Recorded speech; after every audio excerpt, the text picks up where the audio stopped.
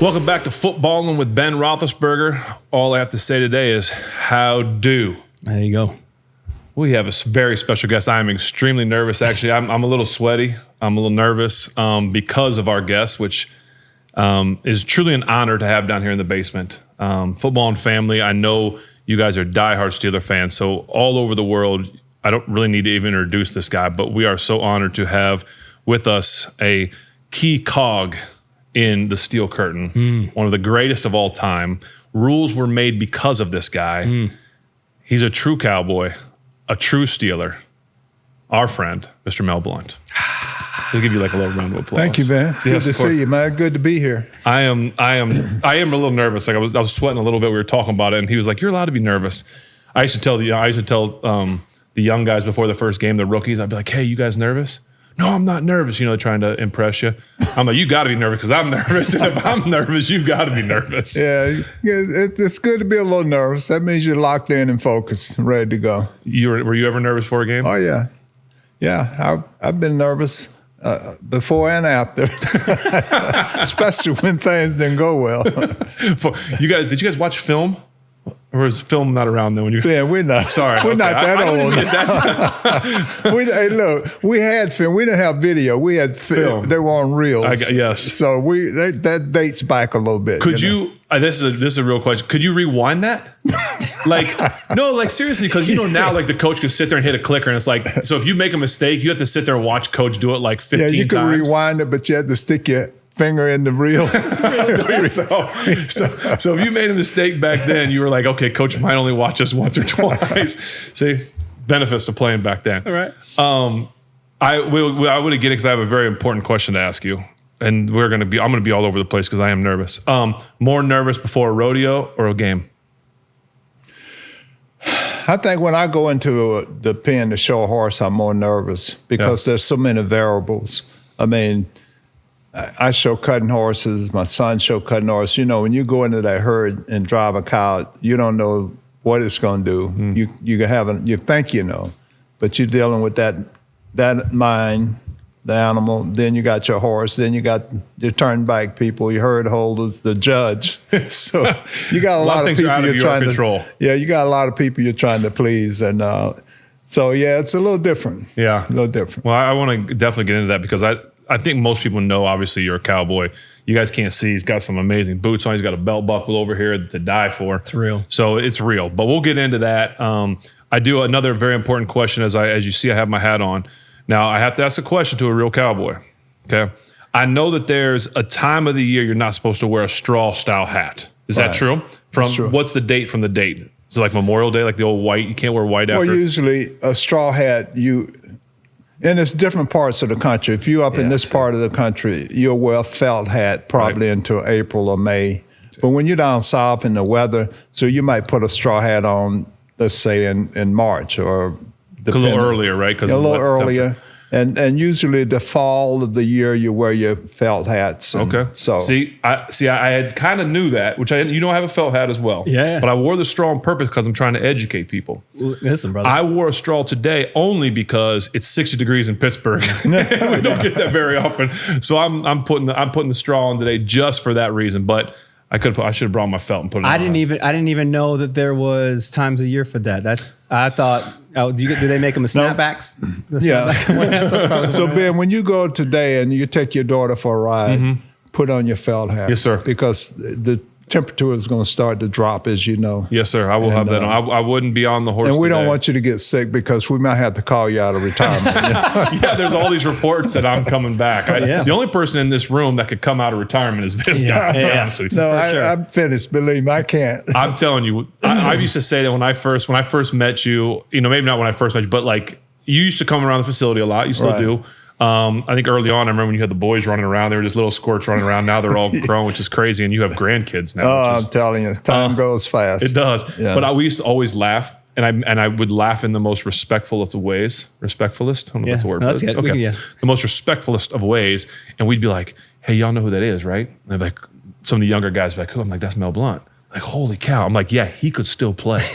We're like, how many plays could Mel get? Could he get you a quarter? Could he get you a series? What could we get? We might need him for one. So. Hey, look, my wife said, Mr. Rooney, she would say this to to Art, like, if you just give him a nice signing bonus, he'll get you at least 2 plays. 2 plays. I believe Might that. be a little slow in my back pedal, but.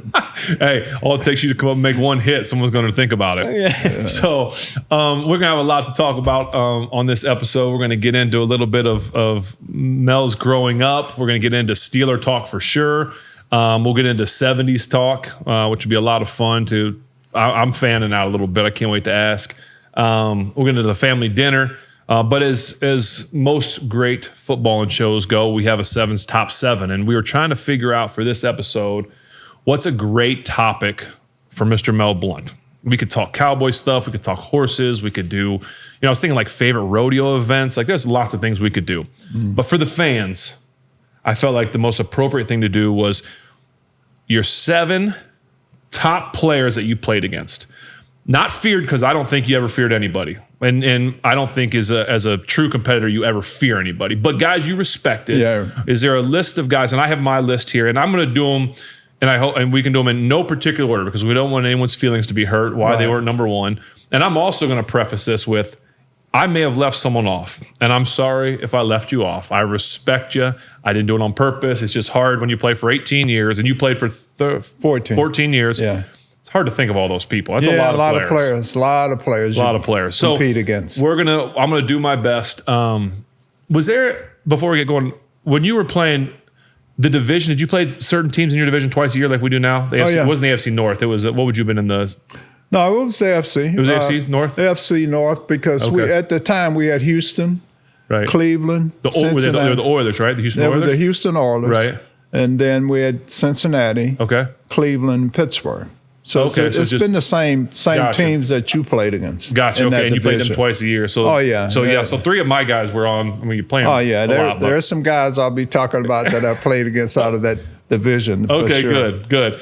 All right, so I'm gonna again in no particular order. I'm gonna start with number 7 again, no particular order. But the uniqueness of my first 7 is that for a quarterback, and that's what this is gonna be fun because you're gonna have some skill guys on the offensive side of the ball. Mine is.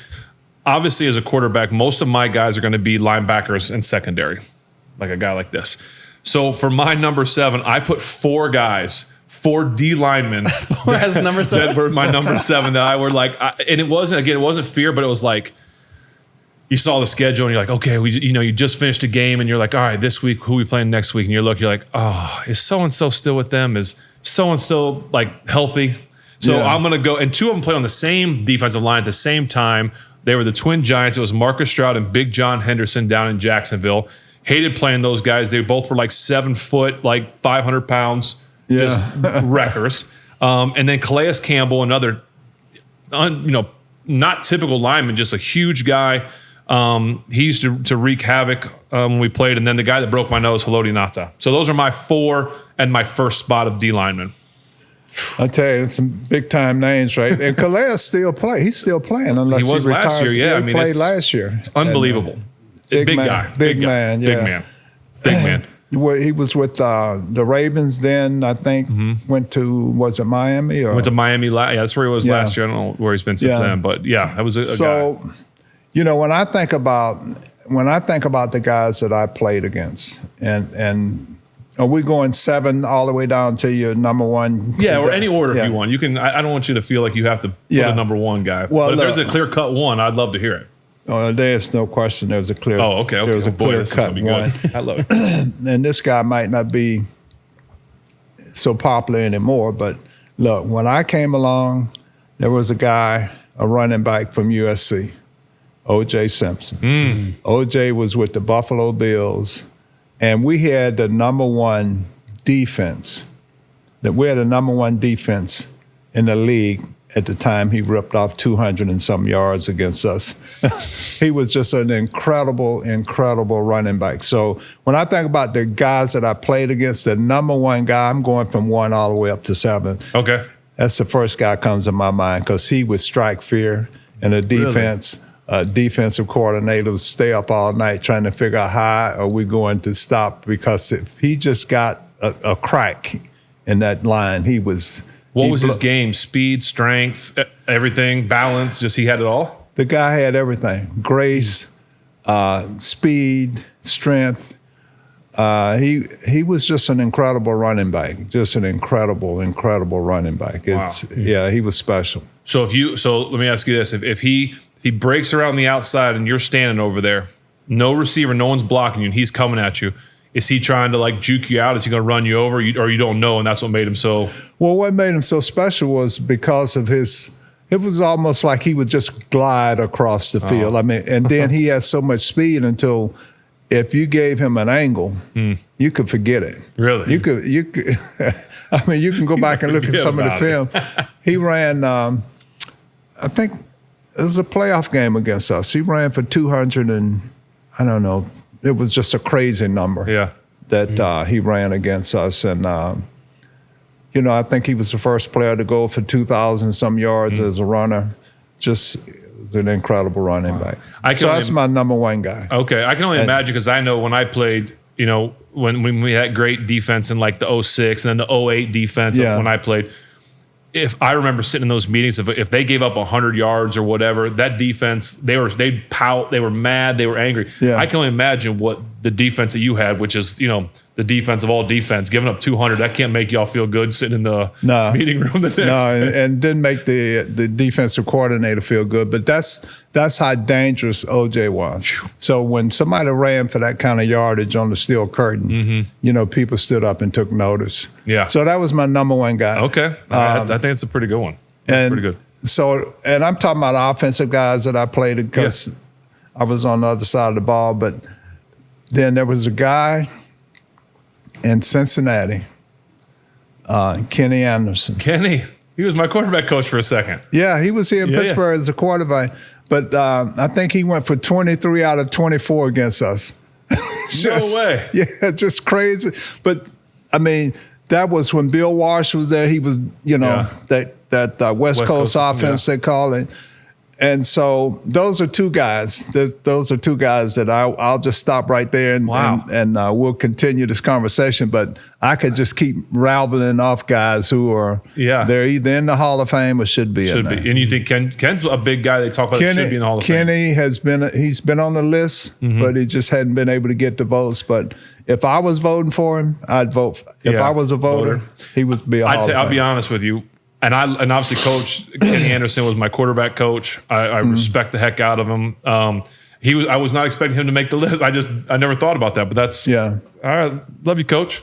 The next guy on my list I put is a guy that we talk about teams that you play twice a year, and this is a guy that I faced that came off the edge that he intercepted me on screen passes, wide receiver screens, was Terrell Suggs. The guy who was up for the Hall of Fame this year. I thought should have got. I don't know how he didn't get in, but Terrell Suggs was a wrecking ball because he could do so much. He'd beat you with speed, he'd beat you with power. He was long, and just an incredible competitor and athlete. So that's the next guy on my list. But I had fortunate enough to meet Terrell, big guy, man. And I saw those games. I was at those games when he was something special. So, okay, now I'm gonna give you another guy. Okay. And Jack Lambert would love this because he always would, you better get ready. Oh, you nervous, Cliff Branch. You talking about somebody could take the top off of a defense? Yeah. And so that was my job to cover Cliff Branch. So I'm gonna give you a little wherever he went, like you were. But he would always line up on my side because back then they wasn't flipping receivers a lot like they do now. But Cliff Branch just had that extra gear. I mean, you could be running along and you run as fast as you could. He could take it to another gear. But the thing about Cliff was if you got up on him and jammed him and slowed him down, he wasn't that bad. And the times that I had problems with Cliff was when I was back in the zone. If you're playing off of him, that way he can get up on you real quick, and the next thing you know, he's blowing past you. But in 1976, we were playing the Oakland Raiders out in California, and so Cliff comes across the middle. He catches this ball across the middle, so I pick him up and I power drives him into the ground. And I mean, all hell broke loose, you know, because the Raiders didn't like us, we didn't like them, and so ever since that, and then Al Davis would and Cliff. Well, in 1974, Cliff scored 3 touchdowns in the championship game. We beat them, and we went to New Orleans and went on to win that Super Bowl. But that was when. You know how the media and even your teammates said, "Oh, you better get ready," or the media be comparing you to different players, and so that kind of started the rivalry of Mel Blount and Cliff Branch. And God rest his soul, he passed away. But I worked with Mark Davis and some people to help, you know, to get him into the Hall of Fame. So he's a Hall of Famer, but he was special. I have so many questions off of that story, but we got to keep going. Like there's just, and we're going to get to it because I would love to get, not right now, but your take on the softness of the NFL. Okay. All right. Well, we don't want to offend nobody. Oh, it's okay. No one watches our show. All right. The next guy on my list is a guy that played corner, and actually had a nickname, Revis Island. Yeah. Pittsburgh guy. Yeah. Terrell Revis. Went to Pitt. Yep. So that's the next guy. That was a guy that, I have 2 corners on my list, and he's one of the 2 corners that just kind of, not that you didn't throw his way, but you better be certain before you threw his way. Yeah. You know, guys that you could have good, I think there was a distinction between corners. When you would play a good corner, you had guys that were, you know, really fast, that you're like, okay, you're probably not going to be able to beat them deep. You had guys that were, you know, in and out of breaks that might be on a receiver quickly. But then you had guys who, if the ball wasn't on the money, they were going to just not knock it down. They're going to intercept it. Right. You're right. A great corner is not just knocking a pass down. They got ball skills. Ball skills. Yeah. He was a guy that had ball skills. Yeah. So did he ever intercept you? Probably. Everyone intercepted me at some point. Yeah, he also was a great player and has been inducted into the Pro Football Hall of Fame. So I'm going to give you a guy that he's in the Hall of Fame, but you don't hear a whole lot about him. Charlie Joyner. Charlie Joyner was with Houston, then he came to Cincinnati, then he went to San Diego, and he was lethal.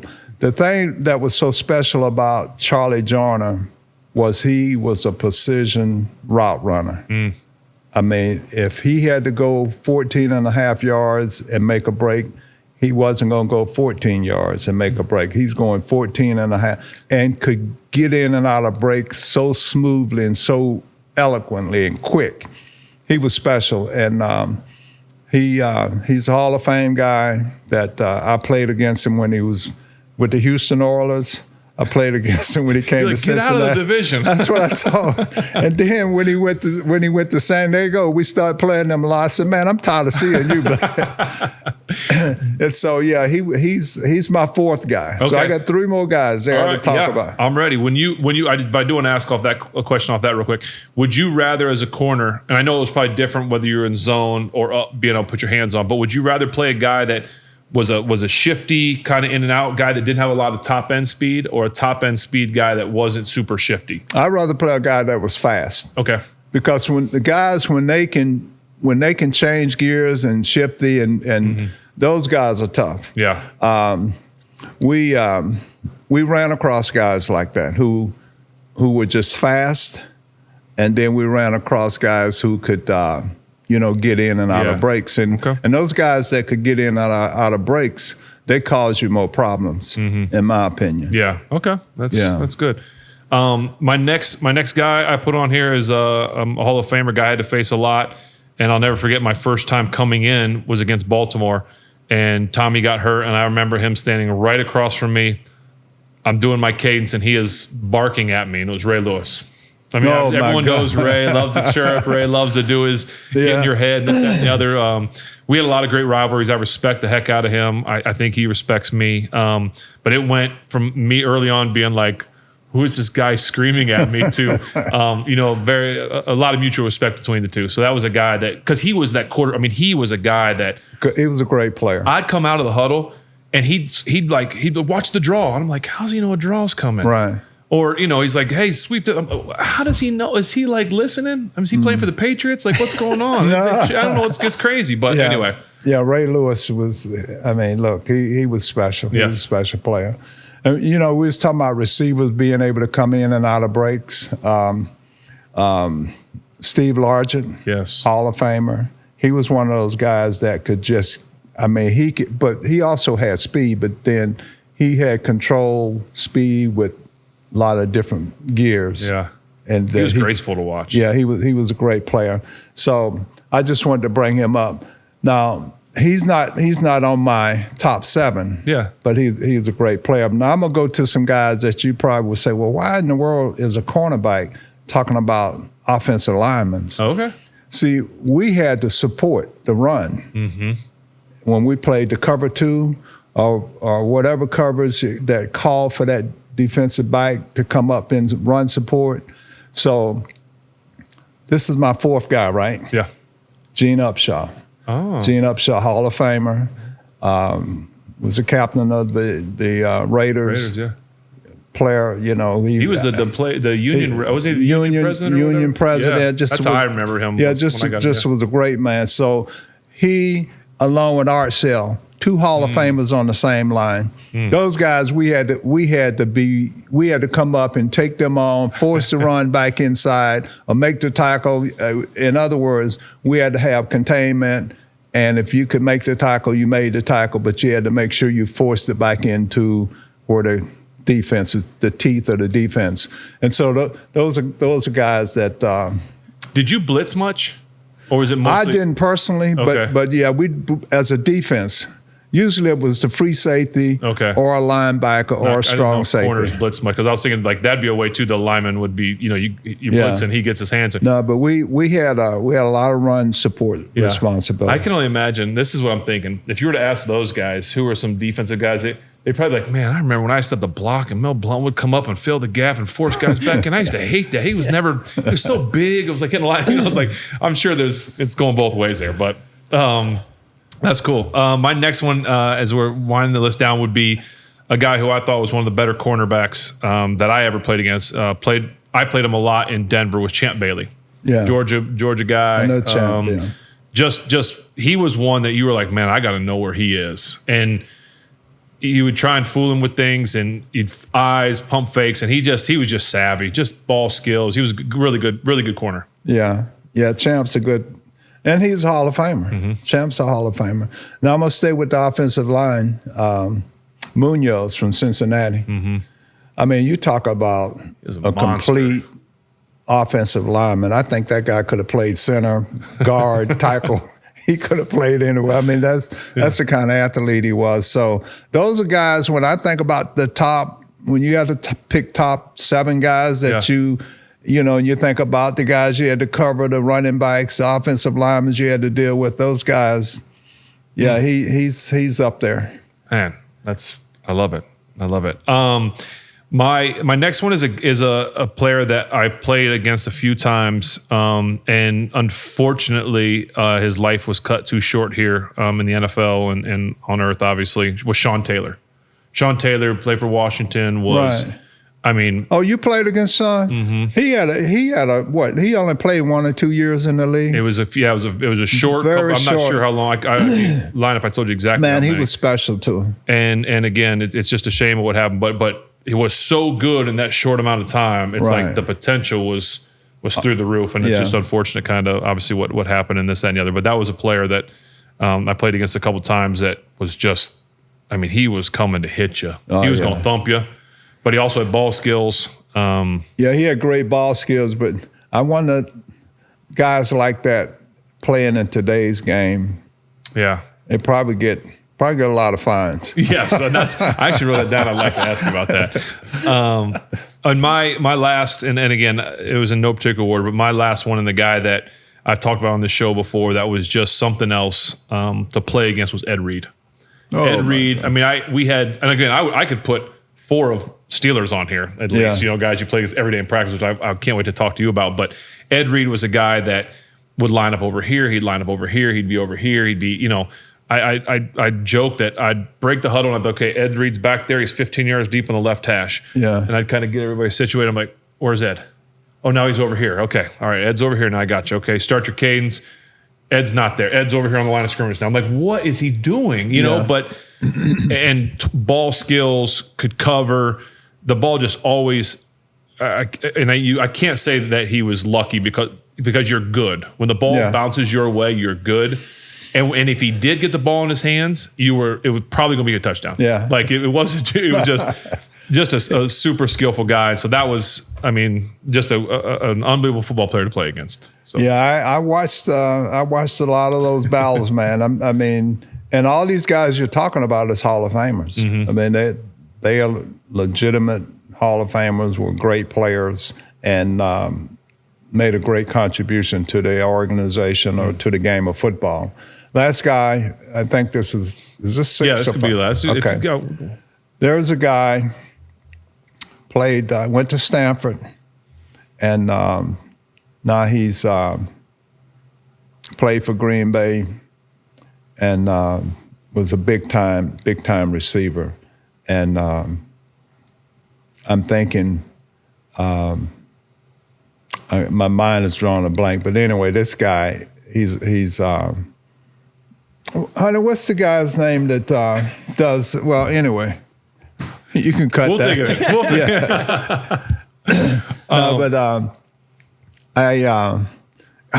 man, I can see the guy. He's a color commentator now for NBC. But I'll think of his name in a minute. Okay. Yeah. My wife said I got to go get that test, that CT test. Hey, the fact of what you just told us and all that is spectacular. Chris Collinsworth? No, Collinsworth. I would say if you put Chris Collinsworth on there, no offense, Chris, but I might have to tell you to leave if you put him in your top seven. No. No, that's, I mean, the fact that I love that it shows him what he thinks of quarterbacks. No quarterbacks made the list. Quarterbacks just weren't. He wasn't scared of any quarterback. Because I think, I did. I had Kenny Anderson. Oh, that's right. My fault. Sorry. Yeah. Sorry, Coach. Kenny, Sorry, man. Ken. Yeah, you like me. You forget. I had to get tested too, I guess. James Lofton. That's the guy. I just went blank there for a minute for some reason. But So you don't have CT. You're good. James Lofton, man, and James, he's like 6'3", long stride. But this guy, he was special. Yeah. Yeah, Hall of Famer. But he was a guy now, and so James, he finally wound up, I think, with Buffalo with Frank Lewis, who was a guy that we traded. Frank Lewis was the #1 pick in 1972 for the Steelers, and then when Swan and Starworth came along, they traded him to Buffalo. He went to Buffalo and was All Pro and all this, but. James Lofton, that's the guy that makes sense. Okay. Yeah, that's my guy. That's my 7 guys that when I played against those guys, you knew you had to, like they say, you pack your lunch because it's going to be a long day. Well, that's the funny thing about this is these weren't guys. It's funny because I was telling Spence as we were talking about this list and coming up with these things. It's kind of like a double-edged sword, right? When you got the game plan or you're like, okay, I'm going to play against the Bengals and Ken Anderson or whatever it is, part of you was looking like, okay, are they healthy or are they playing? Like part of you is like, the real small part of me would be like, man, I kind of hope they're not playing, because you're like, how good they were. Yeah. But a bigger part of you is like, no, I want to go beat the best. You want to beat the best. So you want to go play. So it wasn't like you feared him, but you respected him. And it's like, man, can he be just maybe a little dinged up? Like Ed, how's your knee? You 100% or you just 85%? but that's an awesome list. That was cool. That was really cool. So, and I do have some questions as we get into like some Steeler stuff as we move towards that. But because I have a very curious question I need to ask, but I'm going to wait. I'm going to hold it. Okay, Spence? All right, self-control. Look at that. This is self-control here. Fruit of the Spirit. I would like to go back to Georgia. Right. Back long time ago when Mr. Blount was first born. Yeah. You have 10 siblings. Is that true? That's right. I'm the youngest of 11. You're the youngest. I'm the youngest of 11 kids.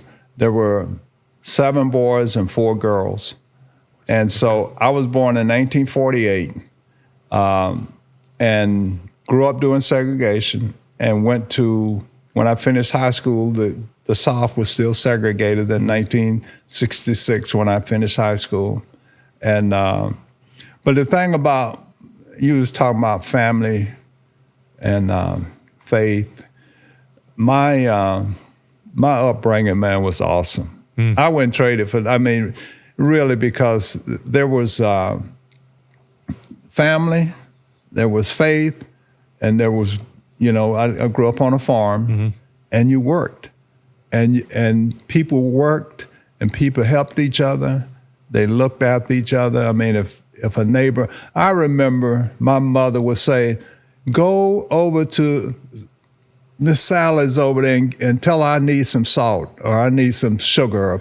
I mean, that's just the way life. It was simple, No, my brother and I, we always asked my dad if he would get us a bicycle. But you know what? He never told us no. He would say, "Well, let's see what kind of crops we make this year." And you know what? The first bicycle I got, I bought it when I was drafted by the Steelers. He never bought. The crops weren't that good. If they were, we didn't know it because he was handling the money. But you know what? He was smart. He knew that would be a distraction from work because we were his workforce. Yeah. That's why families back then, that's why they had so many kids. That was their labor. They raised the kids up. They worked and they helped out on the farm, and that's how they survived. What was the farm? Was it all crops? Did you have animals? Yeah, we had animals. I mean, we had chickens, we had hogs, cows, because we would eat them. So yeah. Yeah, I mean, I remember a lot of times, son, go out there in the yard and get me a chicken. You got that chicken, wrung his neck, put him in some hot water, pull the feathers. I tell my kids, "Oh, Dad, you all in." I said, "Man, you just don't know." You didn't send any of your boys out to catch a chicken? No, we don't have any. We don't have any. But look, I take them every summer when school was out. I would take them back to Georgia because I wanted them to know their heritage and their roots and their family, and so. But yeah, it was a good life back then. We thought it was hard, because we worked in the fields, whether it was picking tobacco or cotton or plowing mules, and the only thing I regret, we did not have. You didn't have the cameras and a lot of you couldn't capture a lot of that because, we were just poor working farmers and, they trying to make a living and keep the bills paid. So a camera was a luxury thing. Right. And so we weren't able to capture a lot of that so that you could show it. Like today, I mean, everybody has a cell phone and a camera. So kids coming up now, they can kind of know what their past was like because they got documentations on it. Yeah. So a day in the life of a young Mel Blount would have been cool for your kids to see. A lot of kids. I tell my boys now, I say, you all couldn't have grew up with us. You all would have been a bunch of chumps. And they look at me, "Oh, Dad, I can do this." I said, you couldn't have survived when I came along, But that's the reality, man. Things were, you had to be tough. Yeah. We went to the fields barefooted. I mean, now if the ground got too hot, Yeah. we put on some shoes, but just walking around on the farm barefooted, that was a natural thing. And I love it today. I do that today, man. I mean, I live out on a ranch now. And I've never seen you in anything but boots, but I believe it. Yeah. So I do have to ask this, and I'm going to have to ask your lovely wife who's sitting over there because you may not be honest. As the baby, did you get a little spoiled a little more? Like maybe, Mom, no. I don't want to, No. Look, I'm gonna tell you something. Let my brother do that or my sister. Most of the babies in the family, especially males, they're tough because they always get picked on. You got to fight, man. You got to defend yourself. So it wasn't running to mom for help. You just had to learn to be tough. No. And I have 3 boys now, my wife and I. And so the youngest boy, that happened to him. He must have been 5 or 6 years old. Mama, they're picking. She said, "Boy, you get back out there and you defend yourself. If they don't beat you, I'm going to beat you." So that's the kind of mindset we got in our family. Look, you gotta defend for yourself. Up. Yeah. Were all your siblings, especially most of your brothers, like you're obviously not a small human being. Were they all bigger? Did you end up being bigger than everybody? All of my brothers are. Like my brother, who's 2 years older than me, he's like 5'11", but everybody else was big. Like 6 feet or more. Okay. But none of them were as tall as I am. Okay. Any athletes in the family, or were you the best athlete? Well, I wouldn't say I was the best athlete. I think during that time, athletics, especially as a farm boy, you didn't see that as a vehicle to get out of that situation. I mean, because if you played sports in high school back then, it was just more like fun. But you went back to the farm to work. It wasn't about trying to get a scholarship. No, it wasn't been trying to get a scholarship. So when I came along, in 1966, my football season that year, the way I got to Southern University is I was a wide receiver, defensive back, and ran kicks and punts. And so I scored 5 touchdowns in that game against Meta, Georgia. And so there was an official who knew someone at Southern University. And that's how I got to Southern, because if that guy hadn't been officiating that game and knew somebody at Southern, I probably would have wound up at Savannah State or Auburn. I probably would have wound up in school somewhere, but not to play at a bigger level or better competition. And that's why, I think we all are on a journey and it's predestined by God. So when you talk about faith, you're talking right into something that I believe in, the way I was raised and things that has been instilled in us. Yeah. And so that's kind of a short version of the story of how I got out of a farm in Toombs County, Georgia, to get to Baton Rouge, Louisiana at Southern University. It sounds like, and I could be completely wrong, it sounds like when you got to college and maybe even the NFL, life was easier than growing up. Going to a training camp probably felt like it was cakewalk compared to what you did every day on the farm. And that is so true, because we grew up having to work. I mean, we would get up at 3 o'clock in the morning and go into tobacco barns and take tobacco out of the barns, because my family grew tobacco. It was a money crop. But man, when I got to Southern and they said, oh yeah, we went 3 days in college, went through with pads. Yeah. And so when I come to Pittsburgh and we running gases, we call them the 350s, where you run around the field. You had to do that. Then they check your pulse, and then Well, at least they checked your pulse. That's nice of them. Yeah, that was. But to me, I'm saying, man, I can't believe they paying me to do this. It's easy. This is vacation. I'm serious about that. And so Mel's the only guy that didn't want the offseason to come because he had to go back home to work. Well, there you go. But I really love the fact that you were doing something that was fun, and you competed and you got paid for it. Now, we didn't get paid like you guys did, but at the time, that's what the NFL was paying, and it was a good start. It was a good start, and I tell you what, I'm blessed, man, because when I can tell you where I came from, but until you have experienced it and know it for yourself, you can't really appreciate.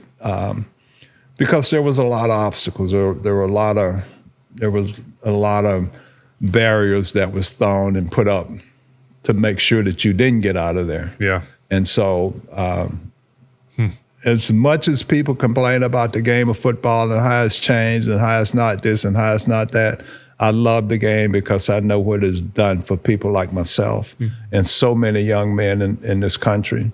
And I think we should cherish it and protect it and support it as guys who have played the game, because it's like the Hall of Fame. The Hall of Fame wouldn't be the Hall of Fame if it wasn't for the players.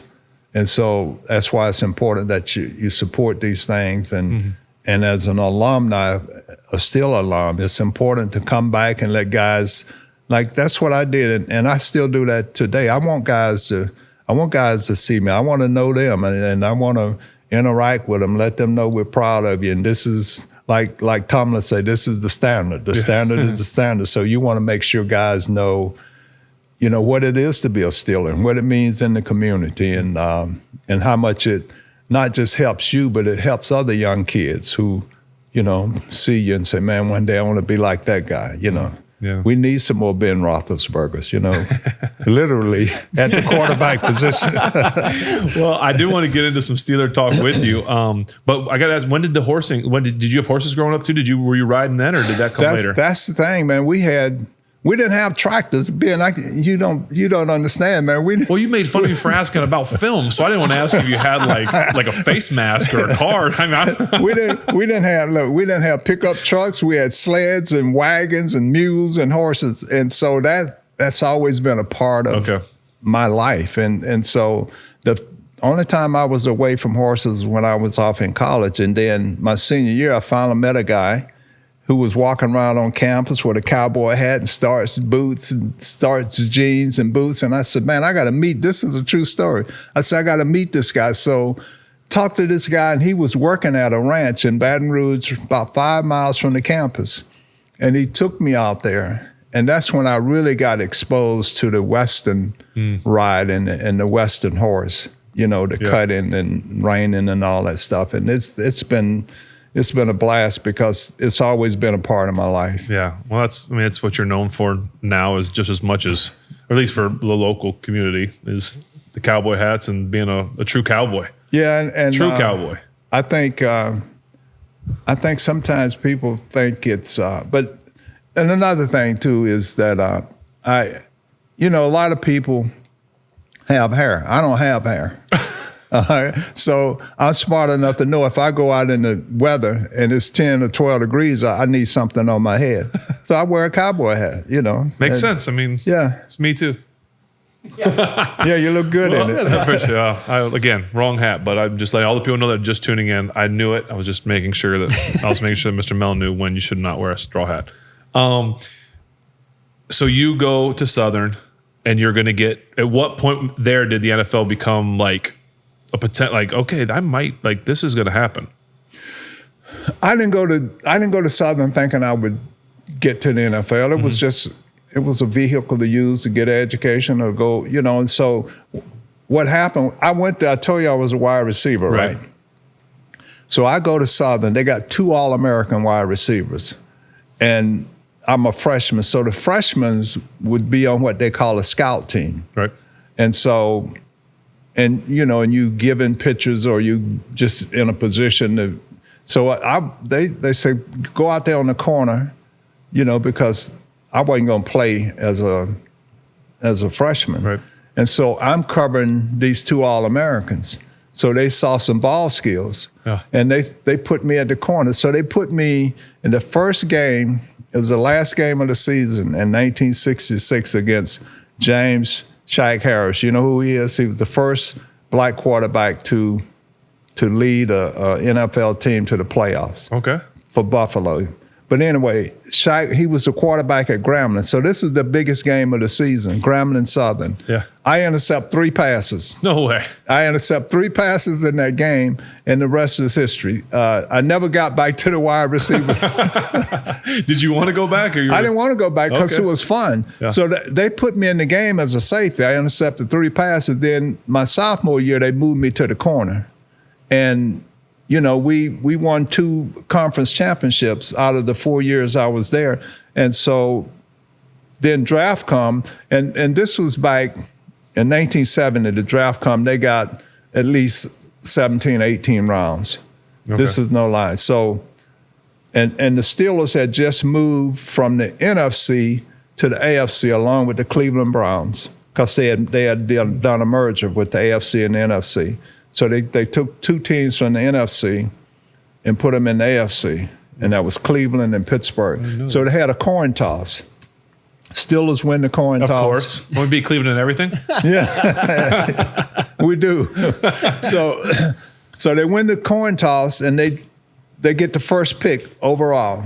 Terry Bradshaw, they draft Terry. So he's the first pick in the first round. Ron Shanklin was a wide receiver from North Texas State. He was the second pick. Do you think Cleveland would have took Terry if they had the first pick? I'm thinking Terry would have been number 1 regardless whether we had it or. Okay. And so in the 3rd round, they picked me from Southern University, and I'm pissed because I'm thinking, man, I should have been a first round pick, and I don't want to go to Pittsburgh. I wanted to go to the Saints. Now the Saints wasn't no world class football team, but that was my comfort zone because I was in Louisiana. So anyway, I come to Pittsburgh, and I'm telling you, when I came to Pittsburgh, it was a culture shock. It was a culture shock because all my life I'd spent in the South. I had never seen snow. I'd never been through tunnels. I mean, all this stuff I'm experiencing up here. It was crazy. Hills and everything, right? 'Cause you're used to flat. Cobblestone streets. I had never played with white athletes. I mean, all my life had been in high school, black athletes playing against one another, college. So it was a new world. And it actually took me 10 years to adjust to Pittsburgh because all those Super Bowls we won and all the experiences, I was one of the first persons when the season was over, my clothes were packed. I'm heading south. I mean, this is true. Yeah. And what happened in 1980, I decided to stay up in Pittsburgh, and Joe Garden, who was a PR guy, I mean, he kept me busy. You know, I'm doing speaking engagements, signing autographs, personal appearance, and I actually made about half as much money that offseason that I made on my contract. This is no lie. And so I fell in love with Pittsburgh. That was in 1980. Wow. I came here in 1970. 1980, I spent my first offseason in Pittsburgh. And everything else it's been a beautiful ride, and I've been able to get into the community, become a part of it, give back to the community. And I tell guys that I don't care how much money you're making, man, the best thing you can do, if you play in a city, you need to stay there. I mean, and that's always been my advice to guys. I mean, guys, you know, they can go and live now anywhere. Most guys want to go to Florida, or they want to go somewhere where it's whatever, the weather, the taxes. But, you know, if you make your name in the city, you need to stay there because you can be so much of an asset to that city and to the young people that's coming along, and to yourself and your family. Right. So it's been a great, probably the smartest. I haven't made a whole lot of smart decisions. That's probably been the smartest decision I've made. Yeah. Well, so when 1970, you got drafted, third round, you're mad. Because you should have been a first rounder. You didn't want to go to Pittsburgh. Well, everybody think. I mean, if you don't think you should be, I hear you. But I'm serious. I shouldn't say I was mad. I was disappointed. Yeah. Were you? But even like coming out, like obviously you are you're a big corner for nowadays. Let alone then, you had to be huge, right? Back then, like you were one of the biggest corners to ever play the game. Well, size-wise, I mean, we know that you were physical. Like, rules were made because you. The Mel Blount rule was established because Mel Blount put those hands on you. Paws on you. But, I mean, it was like, hey, guess what? Good night. Yeah. Where do you think you're going, little fella? Well, let me say this. When I played, I was 205 pounds. Okay. That was my playing weight. I never got, but when I came to the Steelers, I was like 198, but I was just a tall string bean. Okay. I could run, had wingspan. You know, all that helps when you're, Were you fast? Were you? All right. What was your 40? Did they run 40s back then? Oh, yeah. Yeah, we ran them. 4.4. You keep. No, I'm just It's only been 50-some years. Back then, we ran 32 yards. 4.4. I was sub 4.4. Yeah, I could run. Yeah, I could run. Yeah, and the thing about it, I think the biggest asset was speed and length. Right. You know, when you. Even in a zone, and if you put your hands out, you can cover a lot of yards just by reaching out. And so that was a big thing. And I had ball skills because I was a receiver. In so I was going to ask you that, but all DBs think they have great hands. Did you have good hands? I think that I could have made it as a wide receiver. I mean, I don't doubt that. Yeah, I mean, even Ike Taylor thinks he has good hands, and we all know that Ike. I love you, Ike. Ike, I love you to death. But look, they didn't throw the ball a whole lot in 1975. I had 11 interceptions, and that didn't include the playoff because they don't give you credit for playoff interception. Right. But I could catch the ball. I know I had ball skills, and I could have been a wide receiver. In fact. In camp and then in practice, you lined up and you're running routes. I did all that stuff in practice. Wow. What year did Joe Green get drafted? Joe, Remember? 1969. So he was right before you. He was a year before me. Yeah. Was there anything? Was he kind of? Did he become like a leader of that defense pretty quick, or did it take a little bit of time? Like who was like the leader of the defense when you got? Now I know it wasn't the steel curtain yet, right? That kind of came as you and Joe and Green, all them. Joe Green came when Joe Green was drafted in 1969. He was late getting to training camp, and this is the story. Andy Russell and all the old timers said that they were going to show this young rookie, who he think he is holding out of camp, and so. And they used to have the Oklahoma drill. Mm-hmm. And so Joe would line up, and, he kicked this guy's behind. They put another guy, he kicked their behind. So Joe Green came in kicking butt. Yeah. And so he established himself right off the bat that, I might be late getting to camp, but I'm here. But I'm the dude. Yeah, I'm that guy, So it wasn't like when you got there, he like grabbed you like, hey, rookie, it's time. Like there was none of that going on with anybody, or you guys weren't that team yet? No, because, we didn't really become that team. Chuck was putting pieces together, Chuck Noll, but we didn't really become that team until we got the 1974 draft. Okay. That's when we got 5 Hall of Famers and Starworth, Swan, and Webster, and Lambert, and Donnie Shell. Those are 5 guys in that. Good draft. In that draft. That's a hell of a draft. Probably the best in the history of the sport. But we saw, because in 1972 we went. That's the year Miami had the undefeated season. Yeah. They came to Pittsburgh and played us in the AFC Championship game. So we saw what we had. We just needed some more pieces.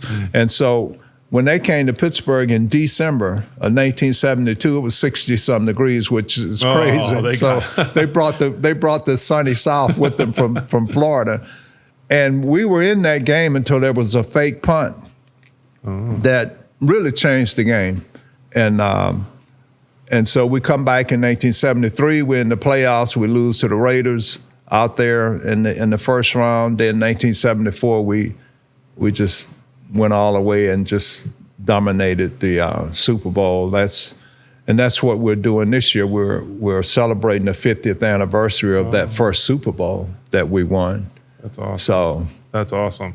Because then you guys won the first. So you had all the pieces in place. Yeah. You won the first one, and you went back to back. Right. And then was there 2 years between going back to back? It was 2 years. Yeah. What, like when you won the first 2, and it's like we're gonna like three-peat, or what? Like what kind of happened that year that kept you guys? Was it injuries? Was it what?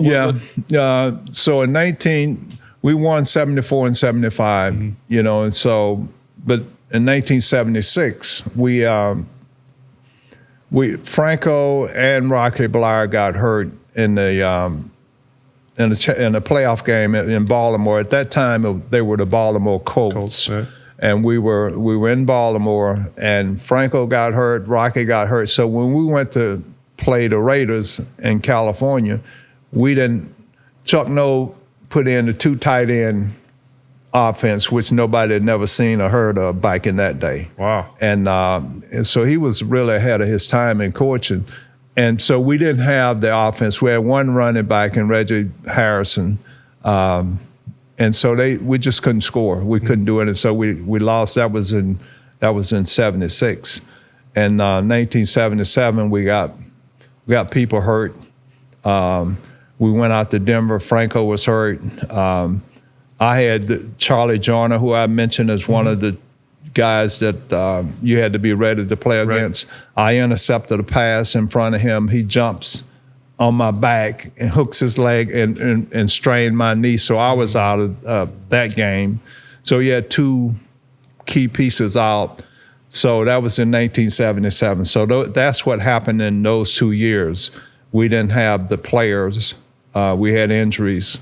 And then so we come back in 1978 and 79 and win back-to-back again.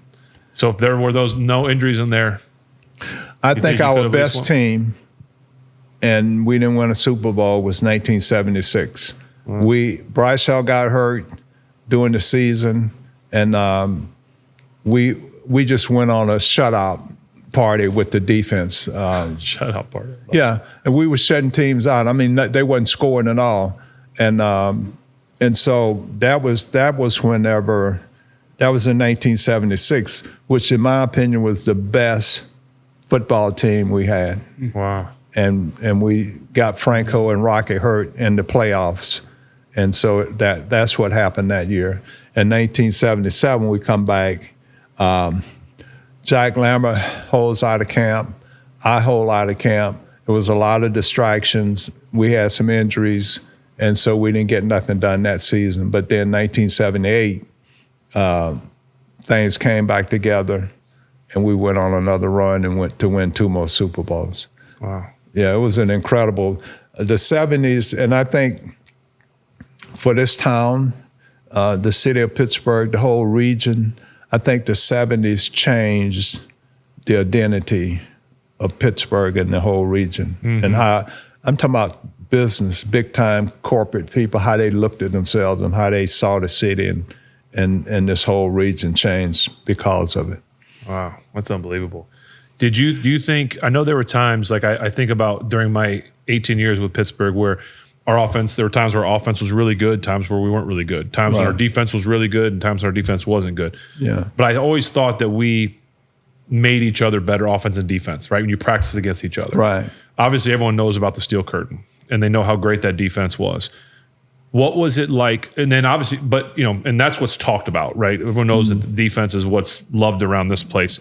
But there was obviously the offense was good. You had Terry and you had Franco, Rocky, Swan, Stahl. I mean, there was a good offense. That's just obviously, and then the linemen and stuff like that. But did you, when going against each other in practice, do you think that made each other better? Was there ever like some no, we're better today, you guys are better? Oh yeah, fights? Look. That was a competitive. When you went to practice, man. Look, that's where the game was. Yeah. And when on Sunday, that was easy. Easier. I mean, because we done gone against each other, the best against the best. I mean, when you go against Starworth and Swan all week, right? Who's going to come in here that's going to be better than those guys? And so, I see that. And it was the same with the running backs. Offense. Man, look, that's what made that team, because we would compete. We respected and loved one another. But man, when we put that headgear on, we were going at each other. And it was to make all of us better. And and you're right. You have to complement each other. The defense has to complement the offense. Special teams. And that's what makes a great football team, is when all three phases can make a contribution. And so we had that. We had that in our team, and we were competitive guys. And the thing about it, we didn't want to let each other down. I didn't want to do anything out there that was going to cause my teammates to be put in a stressful situation or was going to embarrass them. In other words, I wanted to hold my own, because I wanted that guy next to me to respect me and know that, when it's on the line, I can count on him. Yeah. I've said that on this show, and I'm sure people that will watch this will get on me again, that I feel like that's one of the biggest changes in the game. I think and I know that you talk about tradition, history. Like, I wanted to honor even like you guys. When I played, like you guys paved the way. Now, obviously, it was before me and everything, but like it was important that you guys pass the Steeler tradition, Steeler way on, the selflessness, right? Like, play for that guy, be out there with that guy. And I'm not saying that's the issue with today's Steelers, but it's almost like that's the issue with today's NFL. It's a lot of me. It's a lot of selfish and less selfless. Yeah. I think guys are, want to make it about them. They want to do the social media. And I know times have changed and there's different things going on, but I think that was something and I just want to say thank you to you, because that's something that I tried to do, was pass on the same thing that you guys passed on to the people between us and whatever, because it was just, that was important, to be out there for your brothers and play for them and not let them down. That was one of the reasons that I played through injuries and wanted to be out there. Yeah. Because, and I didn't want to come out of games. It's like, I don't, even if we're getting beat by 30 and guys like, get out of the game. Like, no, if my linemen are still out here, I'm out here with them. You want to be out there with your guys. And that's that professional pride, man, that you have. So just hearing you talk, Ben, and now, so you feel that way, and you were 30 some years at the at the mean. So you see the game totally different now than you saw it when you played it. So just imagine how I see it and how guys who, when we played, see the game today. And look, I love the game. I love the players that play it. And I know we all know what it takes to get there. You know, it's very few people. And when you think about 300 and some million people in this country, how many guys get to play in the NFL? It's a special group of guys. And having that respect for a guy, whether he played in 1960 or whether he played in 2024, it's a brotherhood. Mm-hmm. And you respect them, you know, even though they're playing, the game is different, the rules are different, but it's still the fact that this guy made it there and he's in the game. But what I will say is that I think that the younger guys are losing the importance of knowing the history of the game and the men who played it and what circumstances they played it under and how they played it and when they played it has allowed you to be where you are today and receiving the kind of pay that you're receiving, because we're all standing on somebody's shoulders. I mean, when Jim Brown and those guys came along, you know, they broke down a lot of barriers and opened a lot of doors for us. And we came along, we made it better for the next generation. And so that's just the way it is. But I would never sit back and say, well, the guys are, you know, they're not tough enough. They're tough enough, but it's just a different game. And the ownership, you know, they got so much money and I invested in players until I think when they see a guy is out, you know, for a week or out for in football, maybe less than that, but they know that that's an investment there. Mm-hmm. And so you don't want to get a guy, you don't want to worsen an injury if he can take a few days and rest and get healthy and get back out on the field, because the best ability, as they say, is availability. Yeah. And so I think I'm always mindful and making sure that, because you don't want to come across as some guy who, like they say, oh, that old guy, he's just, you know, he's just jealous because he's got, no, that's not it. You want, and nobody fought for better pay and better playing conditions than what we did. I mean, I went through 3 strikes when I was in the league. So you want all these benefits, but you also want to see guys have an appreciation for guys like myself and other guys who helped make this game what it is. Mm-hmm. Yeah, I mean, I can't imagine you missed too many practices, though, with the jammed finger. No. No, I didn't. I'm not saying that. I've seen that happen. But no, absolutely not. What are you talking about? I'll punch you right now.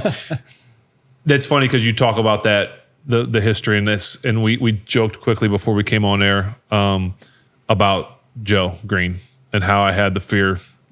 It's how Joe just, you know, I think for the longest time didn't like me, but I think now he likes me a little bit at least. If Joe can like anybody, I think he likes me a little bit. Well, look, I now, you know, one of the things that I'm gonna say, because Joe and I were roommates, we're good friends, and we stay in touch. But Joe Green has a very short fuse. All right, so you can't ever tell if he like you. I mean, even when he's smiling at you or with you. He's like smiling like, I'm going to rip your head off. Yeah, so you're not the only one who feels. I've been knowing Joe since 1970, okay? Yeah. And sometimes I feel the same way. So I don't know if this guy's finna. All right, good. I feel a little better. Yeah, so I wasn't sure if it was just like a quarterback thing. Like he just has this, like, you know what, that quarterback, I just want to rip his head off. It's not a quarterback thing. I can tell you that's just Joe Green. And Joe Green, Mel, you know I'm not. I said, Joe, look, you know you schizophrenic. What's you talking about? You two are the two guys, and I don't know a lot of I know a handful of guys from the 70s teams, but you two are the two guys that when you shake their hands, you feel like a small human being. You two have the big, I mean, I look at I remember the first time that I shook Joe's hand, Spence, I was like, if I was playing quarterback and that hand grabbed me, Done. I might quit football. Yeah. I feel like I'm known not to ever give up on a play. I feel like if that hand had a hold of my jersey, I'm giving up. I'm good. Down. Flag, take the ball, Mr. Green. You can have this ball if you want to. I'll go down the ground. Oh, that's funny. Oh, man. Yeah, I felt like that when we met earlier. He shook my hand. I was like, oh, okay. Yes, sir. Yes, sir. Yes, sir. You instantly say sir when you shake a hand like that. Yeah, definitely. So he can still play. Absolutely. I believe that. I would like to, I know you, I just appreciate you being here. I'm engrossed in these stories. I would like to talk about just kind of quickly about what you see, like this Steelers team that we saw this year, maybe moving forward. But you mentioned someone as we were talking earlier, and I think we'd be remiss if we didn't talk about it a little bit, was Coach Chuck Noll. Right. You played for him your whole career, obviously. 14 years, yeah. He was here. When did he come? Was he here? How many years before you got here? Chuck came in 1969. In fact, so just right before. Joe Green was his first draft choice. Not a bad one. Yeah. He probably had a lot of say in who they picked. Oh, yeah. Chuck actually, but he had great, when you talk about Bill Nunn, you remember Bill Nunn? Yeah. Mm-hmm. Okay, so Bill Nunn came on and was scouting. Known for finding a lot of... Yeah, and Art Rooney, Dan Rooney's brother Art. Okay. All those guys and Dick Haley, all those guys were part of that personnel department. Those guys, man, they went out and they studied players and they found players. There's a story about how they got John Stallworth that, he was down there at Alabama A&M. And so what happened was Bill Nunn saw the reel that we talked about. he had the film on John Stallworth. And so, back then in those schools, you watch the film and then you leave it. If another scout comes in, he can watch. So Bill Nunn kept the film because he didn't want nobody to see Stallworth. That's awesome. And so nobody had no information on John but Bill Nunn and the Steelers. So they got him in the 4th round.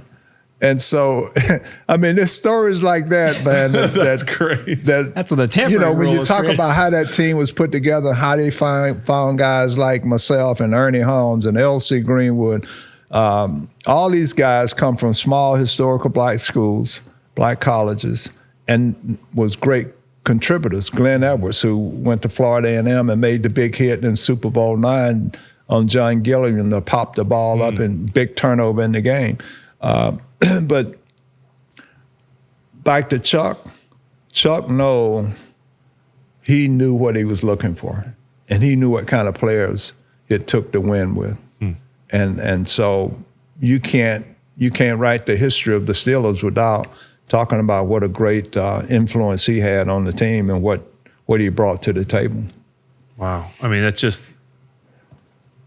obviously I didn't know him. I didn't get a chance to know him at all. But it obviously, a guy that with all those people you talked about, like utilizing the eyes of the scouts, right. The knowledge of the game and all the stuff that they did to build what he built here. Yeah. And I've never really heard. Never heard anybody talk bad about Chuck. It's like, it seems like he was tough on guys. Yeah. But it wasn't out of a lack of love or respect. Exactly. It felt like it was, I'm going to be tough on you because either I know what I can get out of you. Yeah. I know what your potential is, even if you maybe don't know what your potential is. Like, it felt like he was going to just get the best out of you without being necessarily like buddy with you. Yeah. It was like, I'm going to be hard on you because I need to be. Chuck was, I lost my father my freshman year in college, and Chuck Noll was, in my eyes, he was a father figure. Somebody you respected, you listened to, and you didn't want to disappoint him.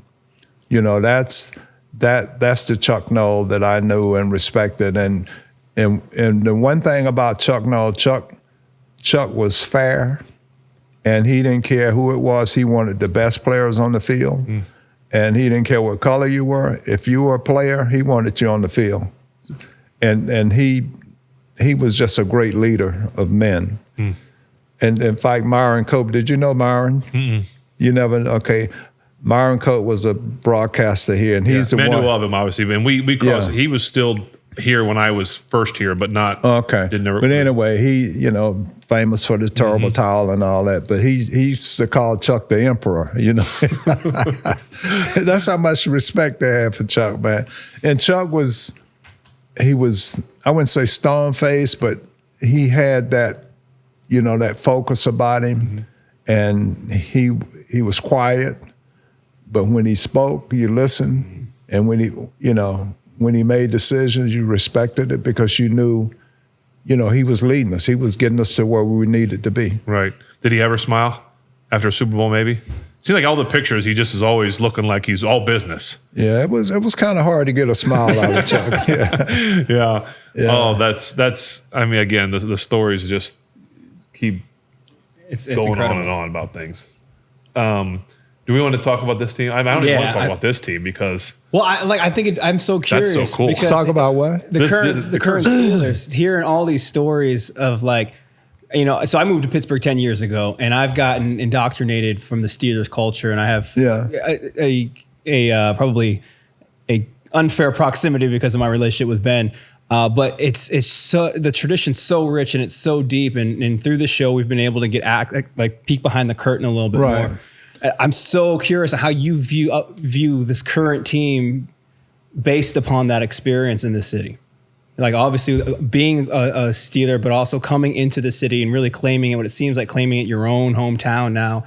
I feel like I'm sitting in a lineage here. I know, well, you are. I mean, my generation, when I played in the 70s, is a lot different than the late 90s and 2000s when this guy played. I mean, you think about the years in between. And then when somebody like myself look at the current team, I look at it, I'm kind of like a hawk. I'm looking at it from a critical, okay, what they need this, they need that, they need. And so the needs are so great. When I look at the Steelers, now somebody else might look at them and say, well, they only need one more of this or one more of that. But I think the Steelers right now, they could use help at every position, whether it's offensive line, secondary, wide receivers, quarterback, obviously. Our defense is good, but we're not where we should be. Sure. If you take TJ off of that defense, you don't have a whole lot. So you need guys, at every position. And that's what made your teams that won the Super Bowls. That's what made our team. You had guys could make plays just about at every position. I know when we played, it wasn't just the front four. It was. We had all pros and Hall of Famers at linebacker in the secondary, on the line, and the same on the offensive side of the ball. And so those are the kind of people you got to have if you want to be in contention or if you want to be a successful organization. Because look, it's tough to win, man. It's tough to win in the NFL. And if you don't have the people, you're basically kidding yourself. And I don't you can't care. just have one person here, one person no, there. you got to have a lot, and then you got to have people on the bench who, if somebody get hurt, you can plug them in and you can keep rolling. You're not going to miss. You might have a little drop off, but you can't have a drop off that's so significant that when that other side of the field look and say, okay, so and so is in, we going at him. Mm-hmm. That don't work because that guy comes off the bench. He has to be able to carry himself and hold his own. And so when I look at the Steelers, there's a lot of needs that they have. And I just mentioned a few of them, whether it's in the secondary or pass rusher, or we need a go-to guy. We need a big-time receiver. We need a quarterback, and I just think that it's like a race, man. Once you get behind, it's hard to catch up. Mm-hmm. And you almost have to be, and that's what.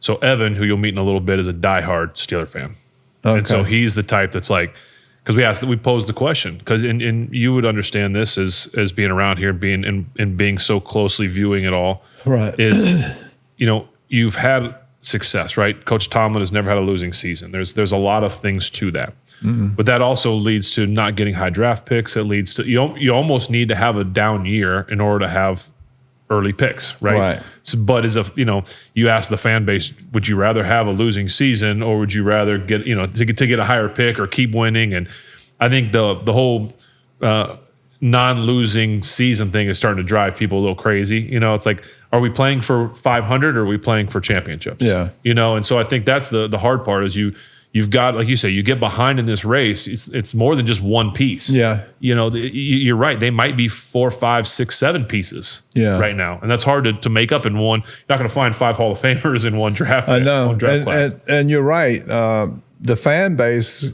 at some point, just winning season's not good enough. Right. Especially it's kind of like when you've had the best and you know what the best feels like, look like, tastes like. You don't want to just year after year just getting subpar stuff. Right. And I think that's the dilemma with Mike Tomlin. He's a great coach, he's had a great career, but hey, the old saying, "What you done for me lately?" And it's not Mike's fault. It's just that. And then you got the salary cap. You got player movement. I mean, there's so many things that goes on that really determines whether or not you're going to be able to get to the dance, get into the playoffs and be able to make a run at things. And so it'll be interesting to see what Omar and Tomlin and that staff come up with well, like I said earlier, if you're asking me what I see in the Steelers, I see a lot of needs. Yeah. That's what I see.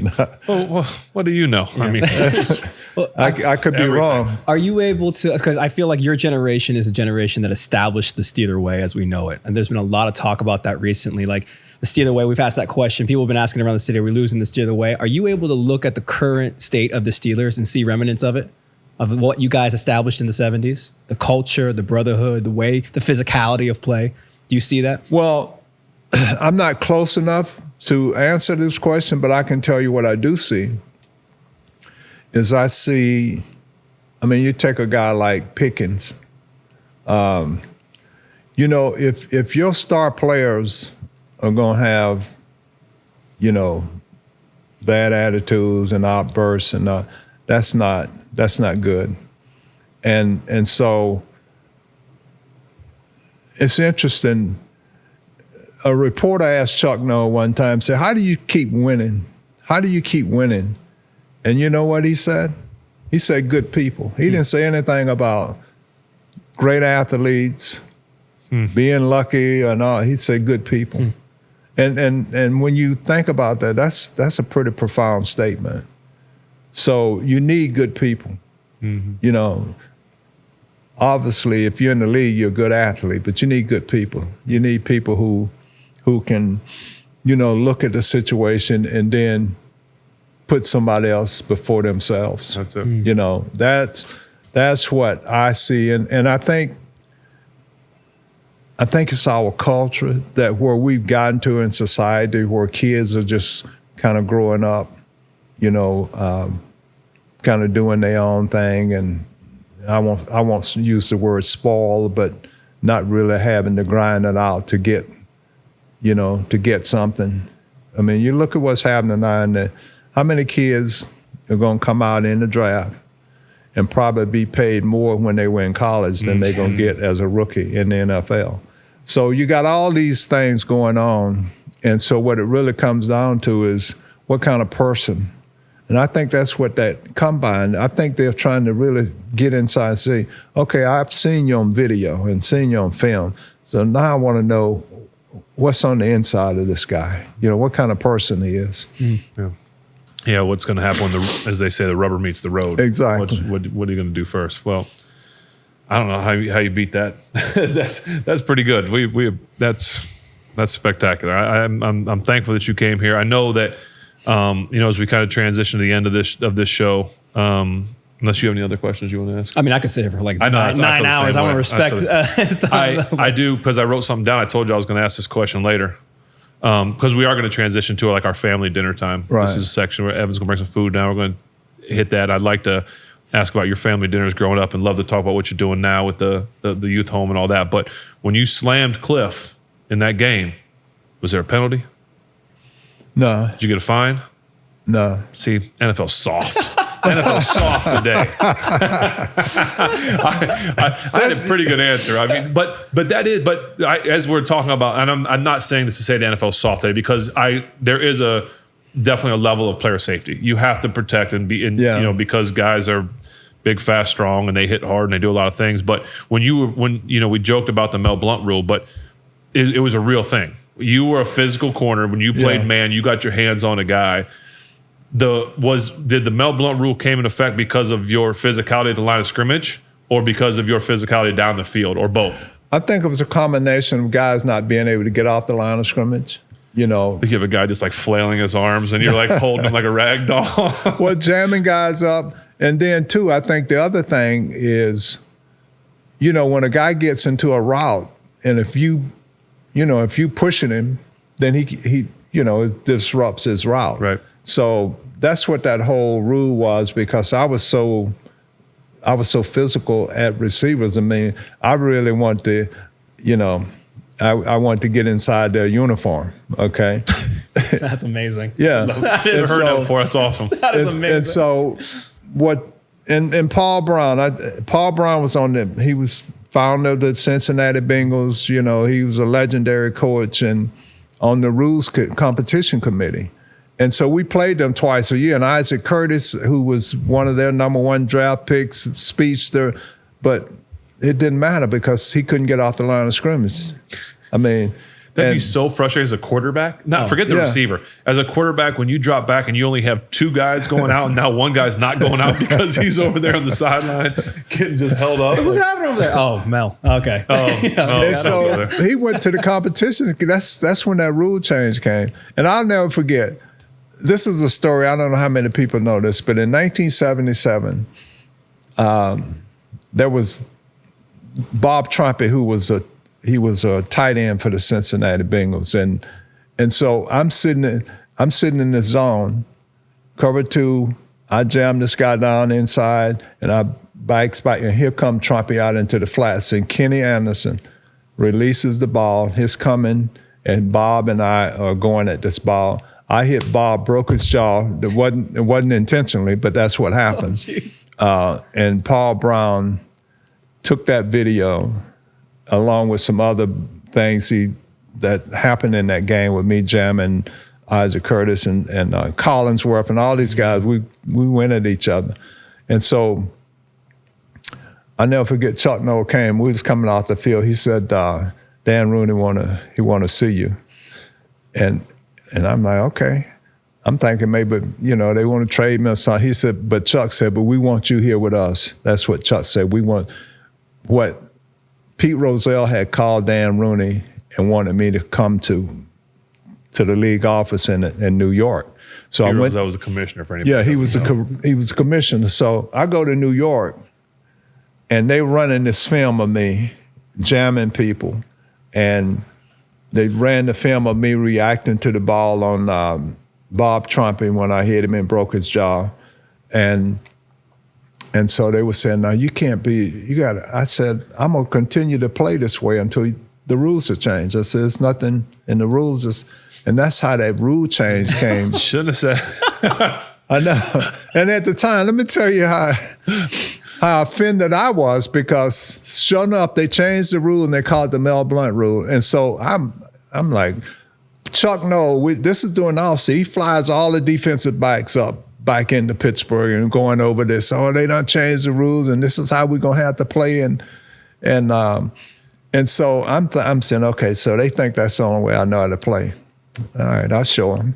So sure enough, we go and win 2 more Super Bowls after they changed the rules. That's the greatest response ever. What else would you like to change, guys? One arm? Like, what do you want me to do? That's kind of the backstory of that whole rule change thing. I didn't know you won 2 after the change. Oh, yeah. That is amazing. That's even better. And the rules that they're playing with now, those are the rules that we won 2 Super Bowls with, 78 and 79.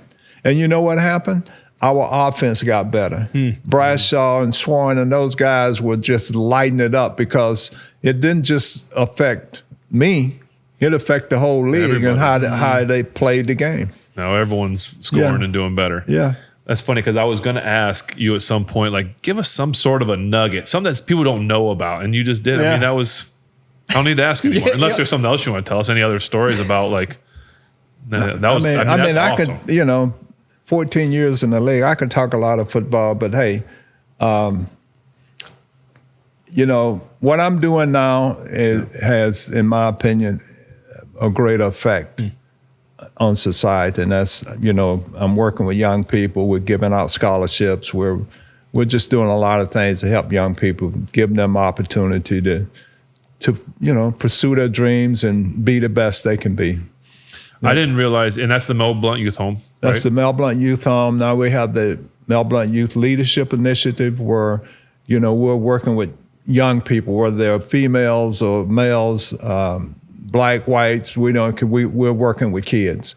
We're trying to build character, and we're trying to give kids hope, and we're trying to let them understand the importance of faith, like you talked about, and family, and pursuing their dreams and what it takes, and giving them scholarships to help them, do the things that they want to do and pursue the dreams that they want to pursue. And that's what this Celebrity Roast is all about. It's our biggest fundraiser. And we use those funds to give out scholarships and obviously programs. Since your rookie year, we've had the Steeler Rookie Day. All the rookies come out to the farm and they work with the kids. We have youth summits. We're working on a youth summit for this summer.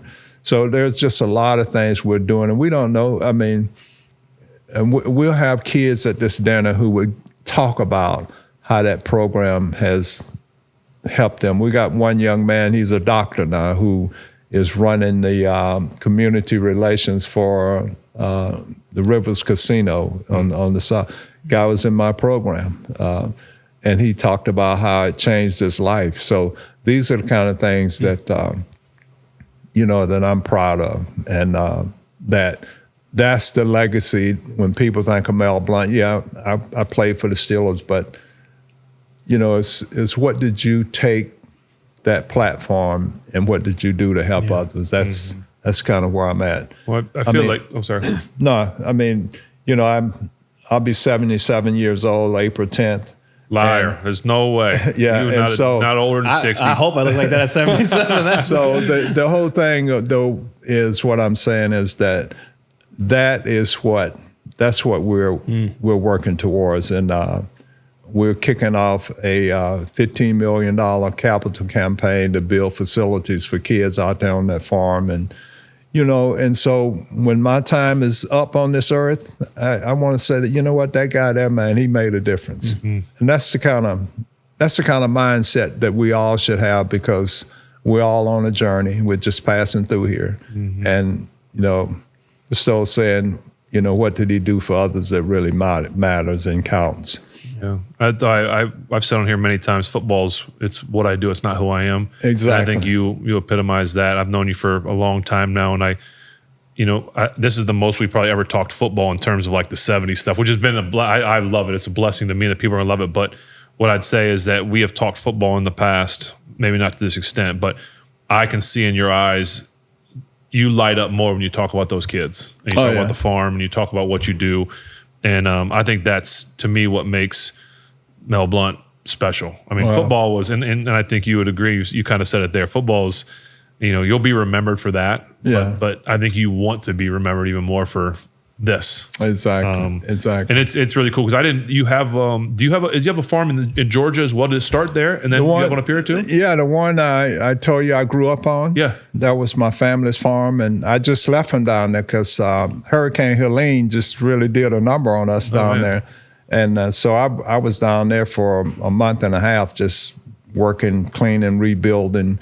But, hey man, I'm just a guy who loves life, love people, and I'm grateful for the journey and the platform that football has allowed us to have. Oh, look at this. Well, this is Chef Evan. Chef, How you doing, man? Doing well. It's a pleasure. Good to meet you. I heard you was a Browns fan.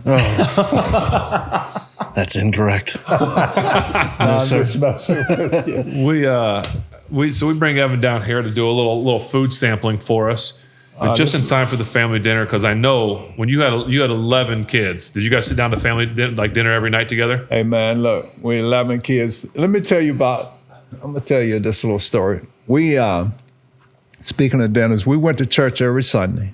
And back then, the preacher would come by the house and have dinner.